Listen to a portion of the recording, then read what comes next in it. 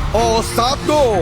ហ្គេនស្បឺរសជាតិលំដាប់ពិភពលោកឈ្នះមេដាយមាសកម្រិតពិភពលោក2026ថ្ងៃអាទិត្យទី7ខែមិថុនានេះបែកភាពដណ្ដើមប្រាក់លានក្នុងប្រភេទទម្ងន់ 63.5 គីឡូក្រាមរីគីសុកសំណាងមកពីក្លឹបខ្លារខិនមានរឹតម៉ាដា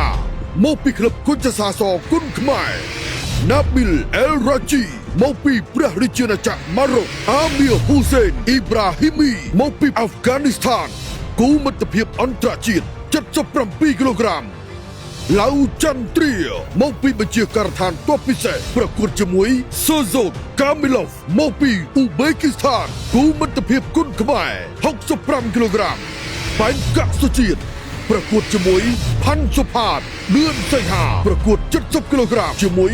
កំសត់សូមអញ្ជើញចូលរួមទស្សនាដោយសេរីទីតាំងស្ថិតនៅក្នុងបរិយាមង្គលថ្មីគល់ស្ពានអ្នកលឿងត្រូវខាងកើតខេត្តព្រៃវែង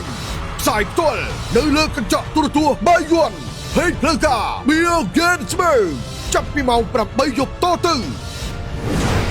Ginsberg Gold Medal ធួគុកខ្មែរ